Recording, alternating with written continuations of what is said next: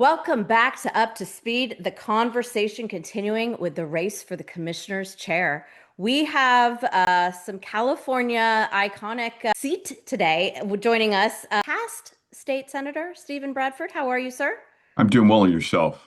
We are just fired up to have a conversation with you because I think that you are going to bring a very informative insight to, what you see in your seat and also what you have proposed for up and coming if elected this wonderful commissioner chair. Daniel, how are you, my friend? I'm fabulous as usual, enjoying the day. This is Glad what to I be like here to with you hear. guys. This is what I like to hear. Well, we have interviewed your number 4 or 5. I'm not sure yet. The days start to blur. But everybody, we're asking you guys all the same questions. And I always like to just kind of set the table and let everybody know that this is a non-endorsement. This is non-political. This is literally just getting to know all of you candidates. So we can get to know your big levers, what you're thinking about, where you see the problems that can be fixed, and really what your outlook is for the California marketplace if elected. So I always like to start our conversation here with, a nice little quote. And this one I liked. It said that California isn't just dealing with an insurance crisis. It's becoming the national case study for what happens when climate, risk, regulation, and consumer protection all collide in real time. And whether you're an agent, a homeowner, or a business owner, this conversation affects us all. And I really think that's such a nice way to set the table. So, Mr. Bradford, welcome, and tell us a little bit just about you, this role, and why this role, because you've got quite a decorated career in politics. I appreciate it, and thank you for this opportunity to come before you and share a little bit about myself. Steve Bradford, as stated, I grew up in the South Bay. I grew up in the city of Gardena, raised by my mother and father. My mother's a retired nurse, and somewhat ironically, my father sold life insurance in addition to owning two record shops and the cleaners. He sold life insurance on the side. And so I grew up in a household understanding at a very early age the importance of insurance. I've spent the last 26 years of my life in elected office. First 12 years on Gardena City Council, and then 6 years in the California State Assembly, and 8 years in the California State Senate. Prior to that, I was district director for U.S. Congresswoman Juanita Milliner McDonald. I also spent 12 years at Southern California Edison and 8 years as a marketing rep for IBM. And so I've had quite a storied career, and also was the program director for LA Conservation Corps prior to leading young adult environmental corps in the nation now. So I've touched a little bit of everything, as well as being a music and concert promoter on the side. But I'm running for insurance commissioner primarily because I was asked. I was recruited, and I take the attitude of drafted, I will serve. A year ago this time, I was running for lieutenant governor. And as I was meeting with folks regarding my campaign, be it elected officials, be it organized labor, constituents, even my former constituents, colleagues, I should say, many suggested, Steve, we need you in this position as insurance commissioner. You've been pragmatic. You work well with folks, all stripes. And this is what we need. We're going to need an adult in the room who can come together and bring folks together and solve real problems and not play the blame game and, run and hide and, all of those other things that happen sometime under tough situations. So I was honored and flattered that folks thought I had the skill set to do so. After a whole lot of discussion and quite a bit of prayer, a year ago, I said yes to this race. And again, I'm not doing this to position myself to run for anything else. This will be the last elected office I seek if elected. So that's it's about to work, and insurance here in California is in a crisis, and it needs someone who can bring folks together. And I'm not going to sit here and say I have all the answers, because there's no magic wand and simply becoming elected, as many folks act like it. The magic is the work. The magic is the people that you surround yourselves with. And I ask you to look at my career. I've surrounded myself with some of the best and the brightest. And that's why I was able to accomplish a lot of tough legislation that people thought could never happen in California. Even 4 pieces of legislation that was adopted, model legislation nationally, and was followed because of the impact that it's had. So that's who Steve Bradford is. He's a public servant, not a politician, and I'm ready to do the work. I like it. I like it a lot. Well, thank you for joining us today. And I think based on your, incredible resume of being in the trenches, so to speak, with, California government, what's going on, you've obviously made some great relationships and moved some boulders around to kind of get stuff done. When we talk about the California marketplace, as far as insurance goes, property wise, because that's of top of mind of most. 7 out of the top 12 carriers have reduced coverage or completely gotten out of the marketplace, since 22.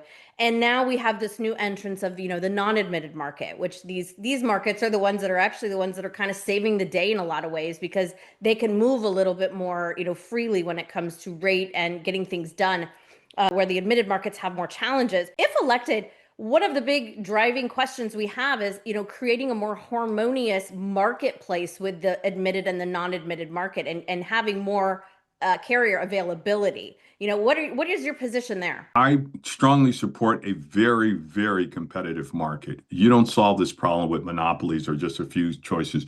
A competitive market gives consumers more choices and it makes the competition better prepared to provide better products and better rates. So I think a competitive market is healthy. We need a very vibrant insurance market. So the more the merrier. That's the way I look at it. I want to welcome not only the minute, but not a minute, because I want to start transitioning people away from the FAIR Plan. I mean, the FAIR Plan was never designed to have over 700,000 families on this policy. Many people don't even know how the FAIR Plan got established. I'll save that a little later, but the point is that no, I want a very competitive market. I want to sit down with the insurers. For far too long, we've been playing the blame game and pointing fingers. I'm not here to defend them, but I'm not here to attack them either. As you stated, we need relationships and we need them here. And I want to sit down with the companies and understand what those touch points are that they need in order to be here in California. This is the third largest insurance market in the world. Why wouldn't they want to be here? But it's obviously some barriers that say, hey, it's better for us to pack up and leave or not even try to come here. And I want to know what those are. What are some of those challenges? And what I've heard, even in all my years of being an elected official and working for Southern California Edison, when people were complaining about electrical rates, one of the things they say is we need predictability. As a business, you need to be able to set a business plan and understand what what you have to deal with as far as paying for things. And we constantly move the marker in California, and it makes everything so unstable. So I want to provide a more predictable environment for businesses to do work here, because it's not only insurance that's leaving, our tech is leaving, our entertainment industry is leaving, manufacturing is leaving, and people are leaving as well. So I want to find a way to make sure that we all stay here. So I'm willing to sit down and have those tough conversations and have understanding what is needed. Well, one of the biggest concerns is obviously the speed to market and the availability that these carriers have to, make rate that makes sense. The average California rate change or rate conversation, is upwards of 300 days, where the nation average is around 60 days. And we'll get into a little bit about, Prop 103 in a second. But, being someone that has moved, major, I'm going to go back to boulders again when it comes to getting legislation through. I mean, how could that be part of your, first agenda? Is that speed to market? Is that something of top of mind? That is critical. It takes far too long. The Government Accountability Office came out with a report 3 weeks ago that says the number one driver for non-renewals, rate increases, and folks migrating to the FAIR Plan is the long delay in California. It's only one other state that's longer than California, and that's Colorado. We average 305 days. Colorado averages 335 days. So that's totally unacceptable. And I will use a piece of legislation that I did. I was the author of the bill to create the Intuit Dome, and I was the co-author of SoFi Stadium. If we can truncate and expedite a CEQA review to build a stadium or arena in California, why can't we truncate the process of getting a rate approval, whether it's an increase or a decrease? It takes far too long. As we all know, time is money. So that will be a priority for me as insurance commissioner, because I want to make sure that the men and women in the Department of Insurance, and there's over 1,400 employees, they have the tools and resources they need in order to do their job quicker too. But also, we have to truncate what was established in Prop 103 to allow the interveners to have, just as much say many times as the commissioner. I strongly believe consumers should have a voice at the table, but it shouldn't be to delay the process. It shouldn't cost consumers money. It shouldn't cost businesses to leave California. So I want to make sure all of that is speeded up because it takes far too long in California. There's no excuse for that. Yeah, it's quite ridiculous, which you've definitely just segued and opened the door to our next conversation. Daniel, here you go. Okay, so Proposition 103 passed by the voters in 1988. It established the core framework on how insurance is regulated in California. Prior approval rate review, the intervener process, the specific rules about the insurers can and cannot consider in pricing. Nearly 4 decades later, which elements of that framework do you believe still serve California consumers well, and which do you believe need updating and to reflect the realities of the current market condition? I think all of it needs to be updated to a degree. I mean, true, as I stated, we still need consumers to have a voice at the table, but it shouldn't lead to delays in that process. Rate approvals, again, I think Commissioner, they can have 180 days to do that rate approval.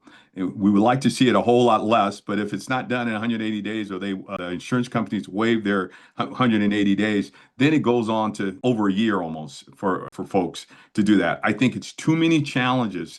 I want transparency on, why some of these challenges are being brought forth. And many times it's just because, oh, we think it was too big of an increase. Well, we need, more than that to just say, just don't say no. And that's what we're dealing with far too often, just saying no with no valid reason why they're opposing these rate increases. And some of these companies are asking for a larger rate increase than what they actually need because they're factoring in the delay.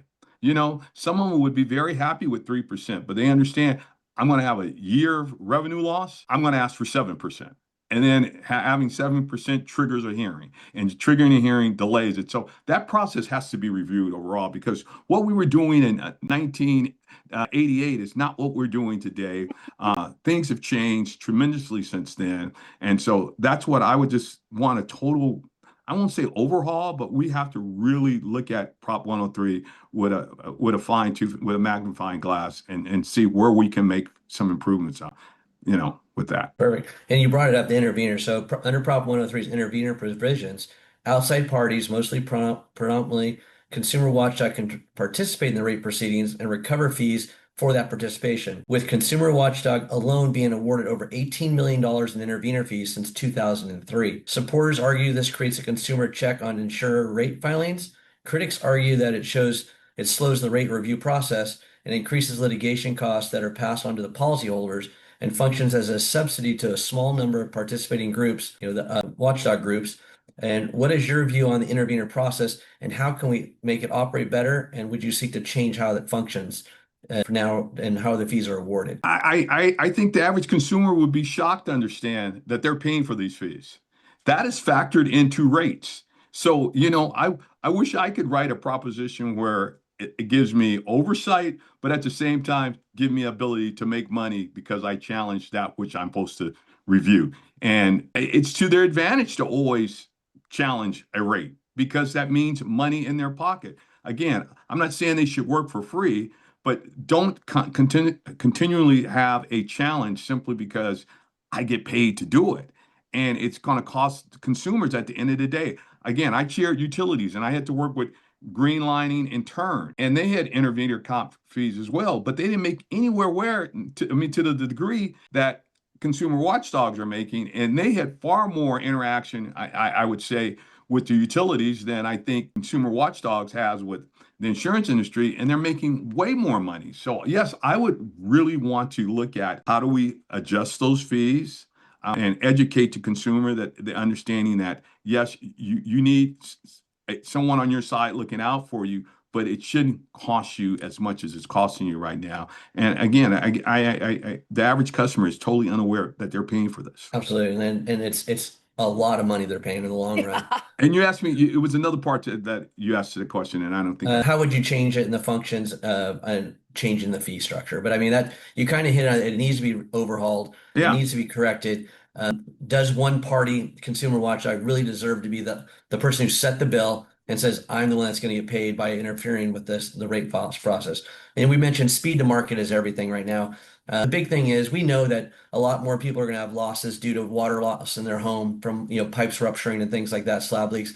And I've talked to a number of carriers. I know Samantha has too, and a lot of my agent friends about how we can get the carriers to use like the mow and flow turnoff system or the flume system or something like that. And the carriers like the cost to process that to give a discount takes too long.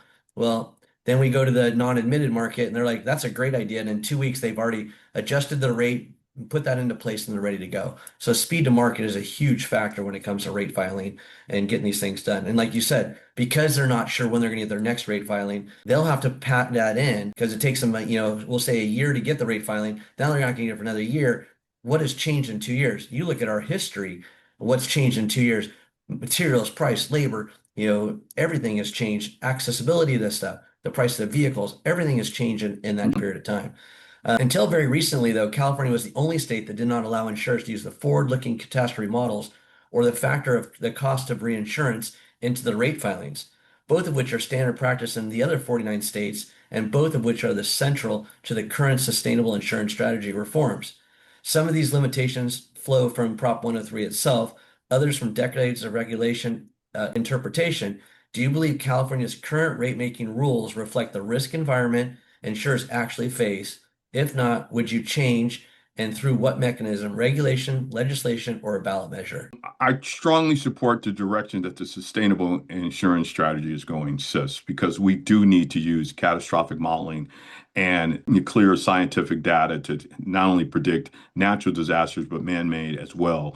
And prior to us adopting this program a year and a half ago, I thought we were one of only two states, California and Arkansas. And as I always said, what do we have in common with Arkansas? Very little, nothing. So we definitely need to move into the modern age of how do we look at risks. Again, when Prop 103 was passed in 1988, nobody was talking about climate change. So if we want to remember what Al Gore stated over 20 years ago in his book, The Inconvenient Truth, he stated if you're going to talk about climate change, you got to have the political will to address it and understanding that's your costs associated with it. So if we're going to say climate change is real, then you have to factor that in into those rates and saying, you're gonna have to pay for this, and we have to modernize again how we do it because again, 38 years ago nobody was talking about climate change. If it's a factor, then we have to look at it in real time.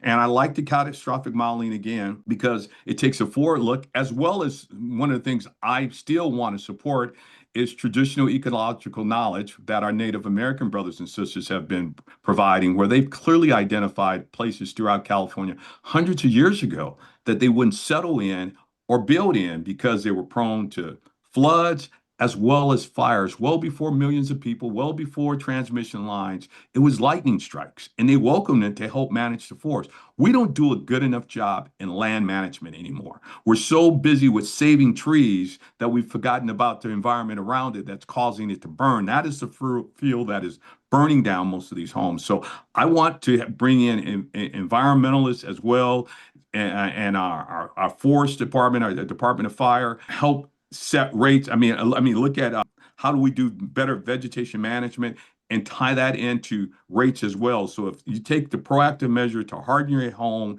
do vegetation management, that should be reflected in a rate discount. And I would ask those carriers if we have a blueprint of what hardening is, what prevention looks like, and homeowners or new developers meet those standards, then they will agree to provide a rate discount to those customers. It's interesting you mentioned forest management because that's one thing it's always been a topic of discussion in the industry that we've been dealing in is once forest management changed 12 years ago, we started having the major fires in Southern California. When you're not removing the fuel, like you mentioned, we can stop the electrical lines from sparking, we can stop the person from lighting the fire, we can stop the campers from having, but we can't stop a lightning strike. We can't stop a bird flying into a power line and getting a spark. We can stop the fuel though. And by Yeah. the old way we used to do it, they would let the fire burn and to get the controlled burns through. And we've stopped those. And those have what I think in some of our situations has caused the major fires that we've had because It we've has. never had that situation before those times were changed. I'll give you one more quick one on Prop 103. Since Prop 103 can be amended by the legislature only if the amendment furthers the purposes of the initiative, a standard that has been interpreted narrowly by the courts. That makes meaningful statutory reform difficult without going back to the voters. As insurance commissioner, would you support legislative or ballot effort to modernize specific provisions of Prop 103? And if so, which provisions would you want to focus on as your priority? I mean, I would try to start with the legislature. I mean, I think far too long, again, we've passed on tough issues and let voters decide. That's how we got Prop 103. That's how we've gotten so many other things because the legislature didn't want to take on these tough issues and said, let's pass it on to the voters. So I would try to start with the legislature. Again, I'm the only person in this race that served in both houses. I have those relationships.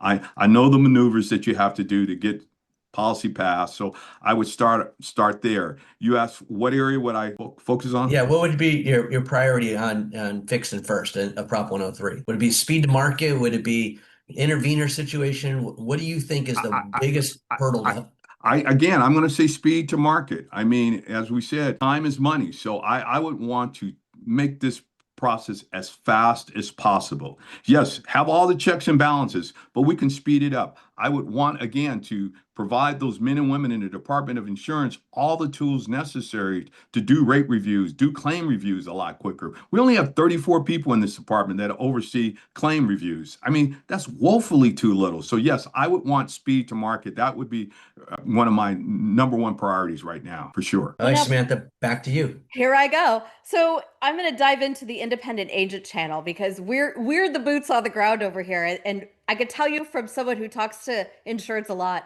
they're pissed. Okay, the average consumer is not happy when it comes to insurance. They don't like to talk about it. They don't like to pay for it. They don't feel like they can trust their carriers. I think I saw just on the news today that State Farm's in a whole bunch of trouble again.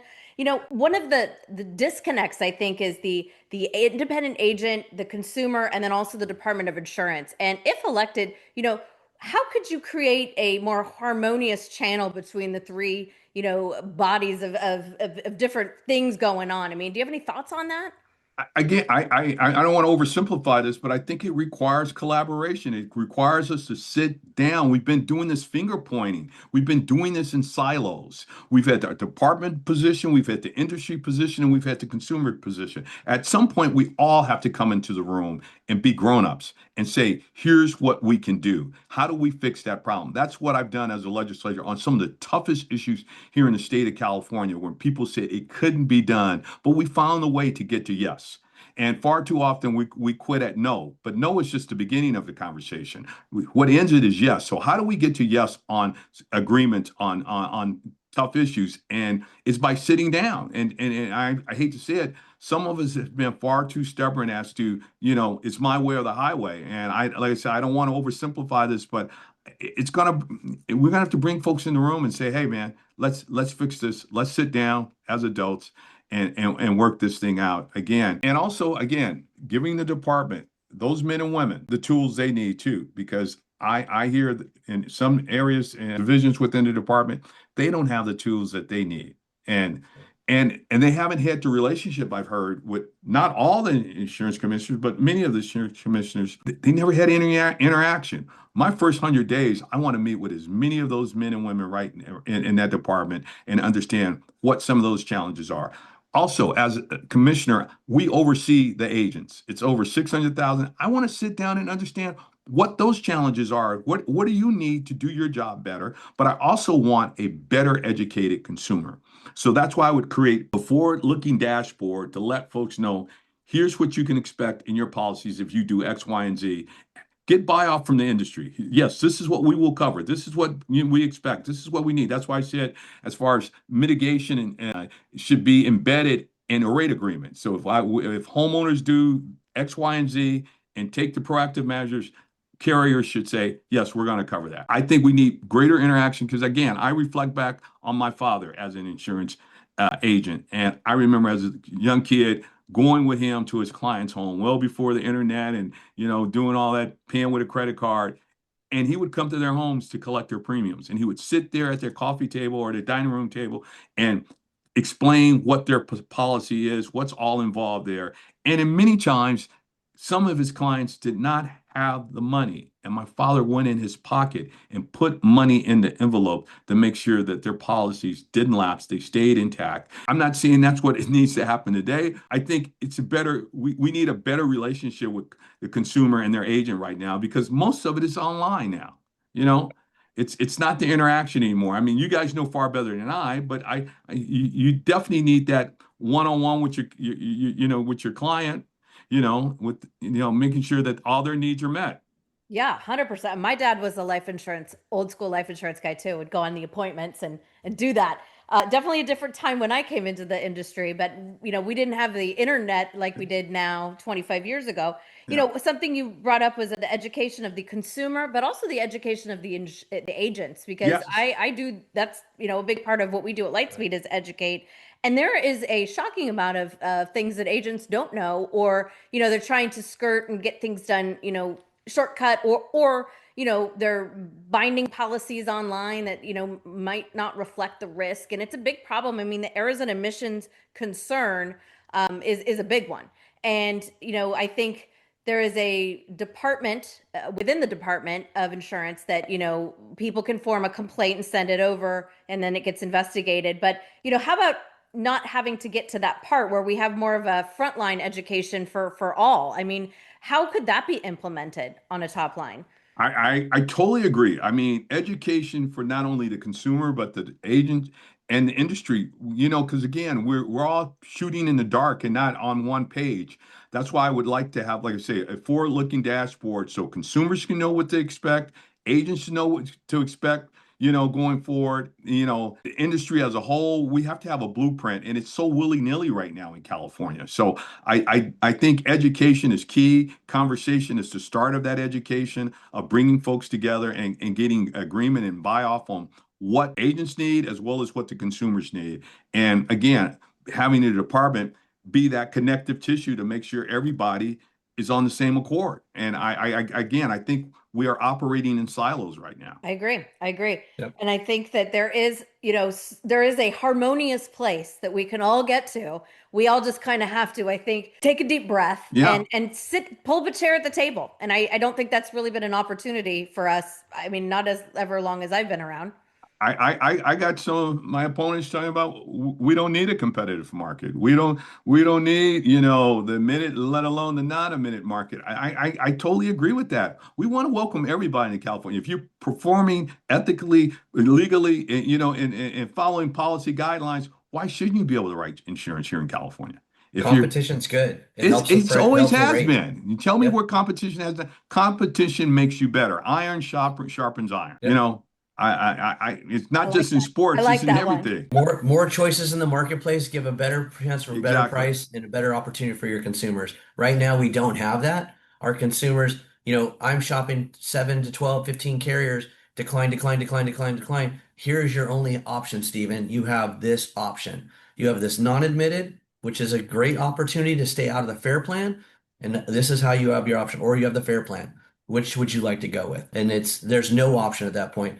And I know Samantha and I both have had to deal with, as she mentioned earlier, our clients call us, they're sad, they're crying, they're upset. We're the intermediary. We're the person that they're mad at, the person that they're confiding in. We're trying to balance between the carrier and the client and make everybody happy. People don't understand the critical role that the agents play, and they need help too in doing their job. We're But beat yeah, up, Stephen. We're beat up out there. I We know. are. My childhood friend, my fraternity brother, my neighbor, he's my insurance agent, and we've been friends since junior high school, and I know what he's going through every day. It's tough out there. So Yeah. here's another part that is a challenging part of our job. And clients call us, there's a claim. It's the most emotional moment for a lot of these insureds. I mean, I was on the phone as, I had a client's house burning down in Altadena, and he's on the phone with me going, what do I do? And, we're whipping into shape, and this is our greatest time to shine from a service perspective. And also, there's this promise to pay by the carrier, and there's a promise that they're going to be timely when they pay. And what we're finding a lot of times is, this is our magic moment to shine, but our carriers aren't shining along with us. And I don't know how and when that became acceptable, but it is more more of an acceptable practice or happening practice. If elected, how could you make that better? By fining and penalizing these companies. I mean, the insurance commissioner has that authority right now.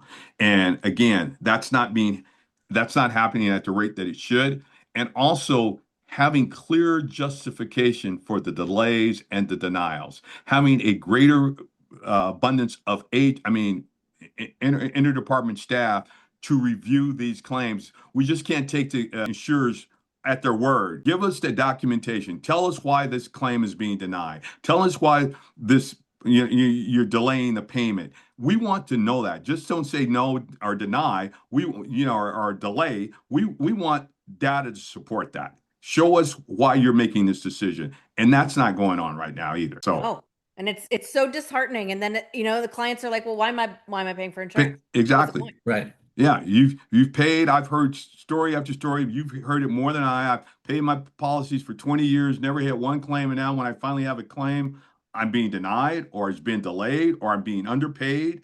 So, I mean, I would be penalizing these companies because the Department of Insurance, the insurance commissioner, has that authority. But again, we have to be able to have that data and review and see what the justification was or wasn't for the denial or the delay. This So is a little off brand, but I feel like you're in the know in the world there of politics. Why is it that that's been become acceptable? Like, why is that an okay thing? what This claim, like this messing around. I can't explain it. I mean, I because it opens you up for more lawsuits the more you delay. So I don't understand why you would not want to speed this process up. We have become such a litigious state right now because of delays and denials. So I think it's to all of our benefits to speed it up. But I wish I had an answer to that because it makes absolutely no sense.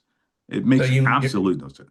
you're mentioning litigious state, and Samantha and I, we chat a lot on the phone. And the other day I was stuck in traffic. I was on the 5 freeway in Commerce, right by Citadel. I know you know the area because you're from the Valley area there.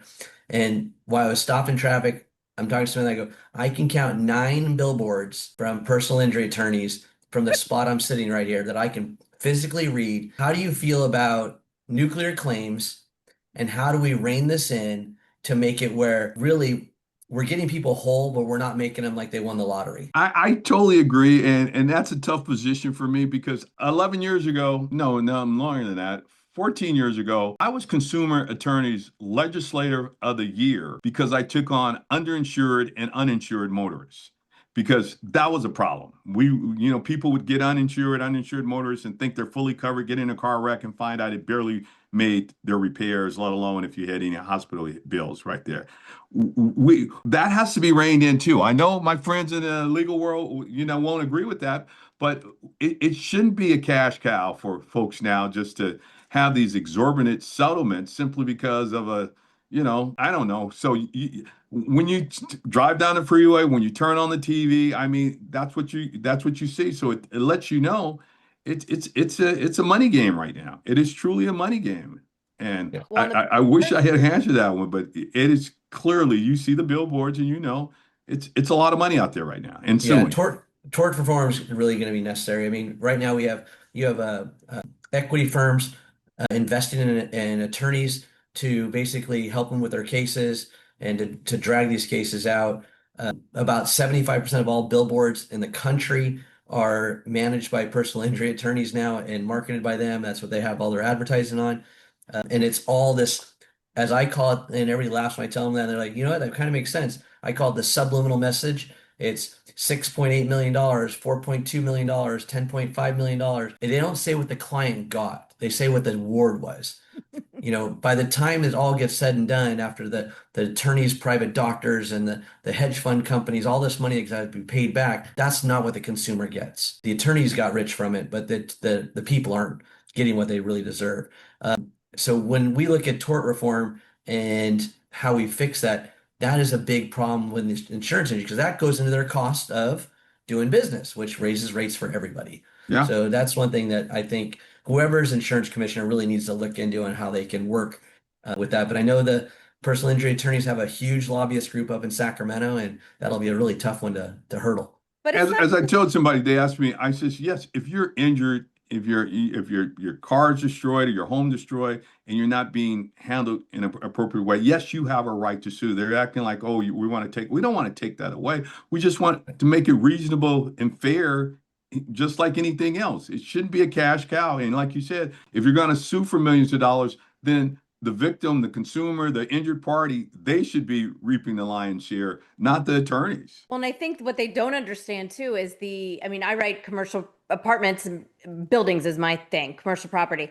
And I'm up here in San Francisco. And so we would see these habitability claims. I mean, things that would fall on my desk with these, tenant landlord disputes, millions and umbrellas are getting triggered. And it's all nonsense. And it's a complete waste of everyone's time. And then what happens to the consumer or the insured is they can't get insurance anymore, or their rates are 20x of what they need to be. And I think going back to just this culture of like it being acceptable from the carriers just sometimes just writing checks to make stuff go away. There has to be some crackdown from a top layer that's like, we're not doing this here anymore. Like this isn't going to work, because at the end of the day, the attorneys are the only ones that are really, I think, benefiting, not the consumers. Mhm. And the insurance companies are obviously suffering. Yeah. Yeah, I mean, you look at any social media post or anybody talking in a group and somebody goes, "Oh, I was in an accident. Oh, here, call this attorney." They didn't ask if they were hurt. They didn't ask if they weren't made whole. They didn't ask a question on it. And Samantha's, exactly right on habitational. Somebody says, "Oh, I have this water leak and it could be causing mold." We'll get an attorney. Well, no, get the manager in there, get him to fix it, and let's get on with the house. I mean, that's what Mhm. you need to do. Yeah. Let's let's stop with the litigation for Yeah. everything. We got So to slow it down. I mean, you want to always, like I say, have that option, but we shouldn't lead with that. We should not lead Correct. with that. Yeah. Yeah, I do believe I believe that there is a time and a place, but it becomes it's becoming a free for all. You had mentioned earlier in our conversation about bringing in, the Board of Forestry and the local governments, in the cities to do a lot of this, abatement and this mitigation as far as the cleaning up of things. How big of a process would that be to get everybody on the same page? Because I feel like most people, I mean, when I'm talking to insureds and I'm like, hey, if you cut this brush and you cut these trees and you plant these plants, you're going to be able to get X, Y, and Z. People are hip and they're agreeable to it. But I feel like either the conversations are not being had, or maybe there's too much resistance. I mean, if elected, how could you make that become more of a forward focus? Again, by saying that's going to be embedded in a rate approval. If you develop a community or you harden your home, and the insurers are going to have to sign off and say, yes, these are the agreeable standards that will justify a rate reduction. And right now, that's not the case. Again, we need a blueprint, because you can do something in one community and get recognized, and you can do it in another community and not be recognized. I want a standard blueprint for state of California, regardless of where you live. If you take the proactive measures to harden your home or you develop smarter, that's why I want insurance at the table when you're talking about developing new communities and making sure that, okay, this is a risk right here. It's prone to floods, it's prone to fires or whatever. Maybe you shouldn't build here. Let's start with that, because I think if we plan smarter, we build smarter. So I would want that at the beginning. Again, where we already have established communities and these folks take these proactive measures, I want that embedded in rates to say, yes, if these folks have spent X, Y, and Z, you need to assure them that they will have a rate reduction. If you're going to be admitted to sell insurance in California, you will have to agree with these standards. And because I've heard from residents who have taken those actions and their neighbor didn't do it and they weren't afforded a discount. And it shouldn't be based on your neighbor. Yes, we want buy-in from the whole community to do these steps. But if I've taken these, progressive, proactive steps to harden my home, I should see a benefit. One of the things I also will promote is a tax rebate, because in other states, even if your premium doesn't go down, there's being tax rebates if you put in a new fire-resistant roof, if you change out your eaves, if you change out your vents. Some homeowners are seeing as much as a $10,000, tax rebate or refund. That's real money for folks. So I want to incorporate that as well. And it's not only on the state level. In some states, the federal government's stepping in and providing rebates or tax refunds to these individuals. So we have to incentivize the homeowner to do it, but at the same time, incentivize the carriers. If these folks do the work necessary, they have to write the policies if they want to do business here in the state of California. I dig it. Now let's talk about the fair plan? Because we haven't unpeeled that onion yet. Daniel, I think you've got a question or two on that one. Yeah, on the fair plan, let me find my notes here. California currently has among the highest fair plan enrollment, the longest rate review timelines, and the most significant non-renewals activity in the country for personal lines insurance. Reasonable people disagree about how much of this is attributed to Prop 103, how much is wildfire risk, and how much is just regulatory choices within the existing framework. In your analysis, what share of the current crisis traces back to Prop 103 framework itself versus that being administered? And what does your analysis imply about how to approach it if this is elected? So how do we fix this fair plan issue? You mentioned it earlier, we're so far over what fair plan should be doing. I honestly believe that there's a lot of agents that aren't doing their due diligence and making sure that the fair plan is the absolute last resort. I personally have a friend that had his insurance with a captive carrier. His rate went from 9,000 to 36,000. He was in a very high brush zone. It was a very big home. And he came to me and said, "Hey, can you quote me?" We ran it through all of our carriers. I came back and said, "I have nobody that'll fit for you." And he goes, "Can you put it with the fair plan?" And my answer was, "Did your carrier give you a renewal offer?" "Yes." "Then write the check because I cannot, in good conscience, put you with the fair plan." A lot of agencies aren't doing that, and they'll just take the business to do it. How do you feel we fix that problem? By stabilizing the admitted market, first and foremost. I mean, a fair plan was never designed to compete with the admitted market for the private sector insurance industry. And right now, they're seeping clients away and going over to the fair plan. Again, a little bit of history, as you guys probably know, the fair plan was started in 1968. It was started because of why? And traditional insurance companies stopped writing for African American families after the Watts civil unrest in 1965. They stopped going into African American community. So today, instead of using race as the deciding factor on whether you go on this fair plan or not, now it's zip code and income. And again, it was never designed for mass market.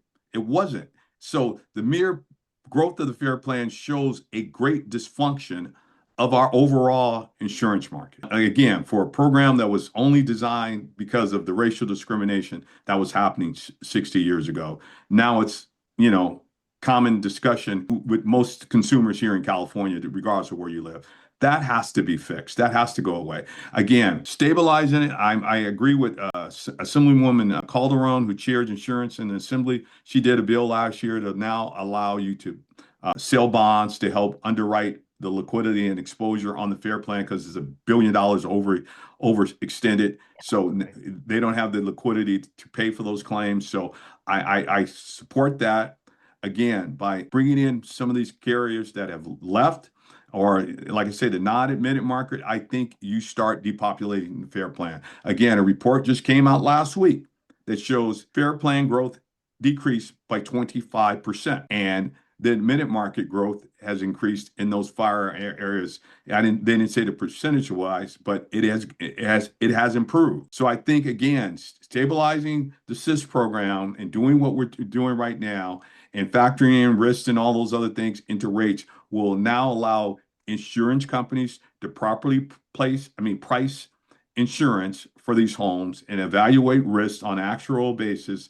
And I think it will start moving folks away from the fair plan. Again, it was never designed to be the policies, be the coverage that you have right now. And again, the only reason it offers smoke and fire is because 60 years ago, they figured African American folks were going to burn down their neighborhood. So that's why they only offered smoke and fire. I would also expand it while we have it to add property and casualty coverage, a little flood coverage as well, in addition. So give them a full wraparound policy. If we're going to ask to continue to sell it, give them wraparound services. Don't just give them smoke and fire as it is today. So, well, I can say that I've met with the fair plan. They spoke at our conference, and they went for a rate filing. They did their calculations. They needed a 70% rate increase to be sustainable.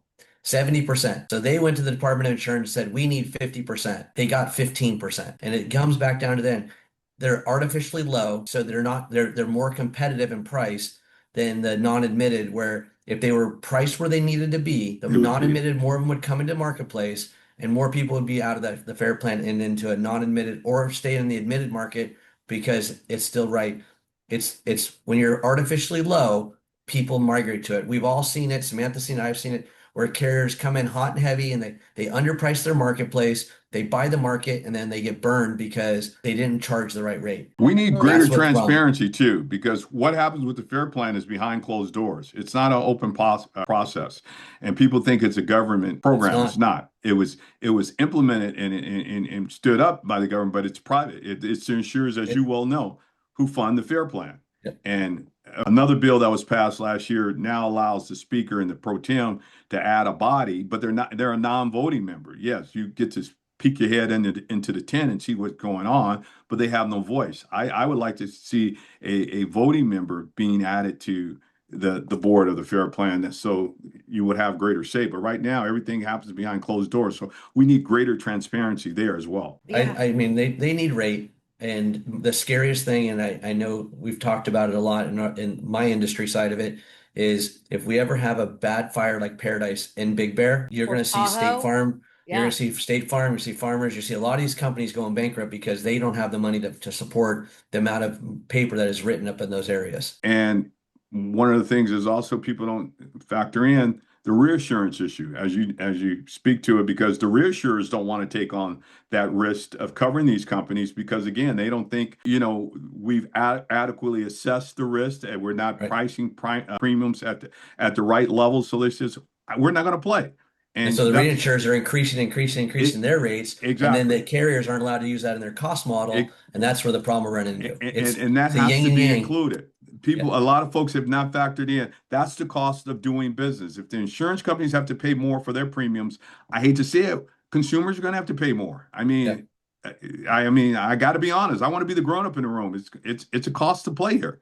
We It's a need I a cost. try and grown up in explain the that to room customers. because the consumer. I mean, I like Thousand Oaks. My parents live in a canyon down there, and they were paying, I think, for I don't know, 15 years with CSE. They had like a $650 premium on their, Yeah. 900,000 dwelling value, and now it's like they have to be with the fair plan because they have no other option. But I mean, it's like the consumer was so used to these like non-realistic rates that now when they're having to pay what they should be paying, I mean, people are just all upside down. It's just none of the conversations are great conversations out there. And we're here primarily, again, going back to Prop 103. Prop 103 was designed for two reasons. Well, a little bit more than that. But one, to create an elected insurance commissioner. But two, to suppress rates. It has done that. It has worked for 38 years. But what else has been suppressed? Home prices hasn't been suppressed. Car prices hasn't been suppressed. Labor and materials haven't been suppressed. So it's an artificial market when you come to pricing. I mean, it's unrealistic right now, but nobody wants to have that conversation as well. We're I here think up because until like 103 7 years works. ago, California was like the 48th cheapest state to have home insurance in. Like you mentioned, Samantha, I think my house with a over $1 million coverage A was like $1,500 a year. Makes no And sense. now it's 10,000 a year. So I mean there's a reason we have to take care of these things and get this figured out. If we're the most expensive state in the nation for property, for labor, for everything, you would expect us to have the highest insurance rates in the nation. We do not. There are 19 other states with rates higher than California. And yes, I understand consumers are concerned because they're now seeing an uptick because, again, it's been artificially suppressed for the last 38 years. Had Prop 103 not been in place, rates increase on average 3 to 5% every 5 years. Am I correct? Or somewhere around in Yeah. that range. And so round up the last 40 years, we would probably be 20 to 30% higher than what we are right now if Prop 103 wasn't in place. And Right. consumers wouldn't have even noticed it because it had just been a natural transgression and progression, I should say, as it relates to the rates. Just like homes cost more today, cars cost more, people would have said, hey, yeah, it's going to cost more to insure this. And Well, they would that's Eggs have just cost like more and insurance costs more. It feels like everything should just, if it was incremental, I don't think it would yeah, be as jarring as it is now. that's correct. It's Yeah. exactly same thing with like minimum limits on auto. I mean, that was done in 1974, I think, at 15/30/10. We just changed it after all those years. You could buy a brand new car in 74 for $4,000. You could go to a hospital for $100 for the night. You can't do either of those anymore. And it never increased over time. If you would have done it with the cost of just an inflation, we'd be at like 1 million, 3 million, 1 million now is what we should have our insurance at, I just mean, based on inflation. Sadly, that's true. I mean, but again, folks don't want to hear the truth sometimes. They want to go after the shiny object and, what people are saying that sounds good, but not dealing with reality. We do love a Exactly. shiny object. So, Stephen, if elected, let's talk, your legacy, your term. What are the top three things like on your hit list that you say, I want to do this and I want to leave this seat with this done? Again, greater transparency so consumers will be aware, industry will be aware of what is expected to do business in California. Again, modernization of the Department of Insurance, making sure that those men and women have the tools and resources needed to do their job. Because as I've stated throughout this process, there's no need for a Department of Insurance, and there's surely no need for an insurance commissioner if you don't have a working insurance industry. If it collapses, it's no need. So it's to those employees, to that commissioner's, best interest to make sure that we have a functioning, viable insurance market. That's what I want in California, and policies that are affordable. Homeowners, drivers, business owners can afford. That's what I want. Greater efficiency, greater transparency, and affordability to me, and a migration and a depopulation of the FAIR Plan. That to me will be progress. That to me will be success. Those sounds like some greatest hits that we all might be wanting to listen to. I like it. I like it. Well, just around the corner, June 2nd is the primary, and Mr. Bradford will be on the ballot, as will the rest of our candidates that we've been interviewing. So we can't say thank you enough for your time, your knowledge, your big levers that we're learning how you want to pull them and make the insurance world a little bit of a better place here in California. And again, just to reiterate, we're not here to endorse or talk politics or be on party line. We're really just here to bring the information to keep everybody up to speed.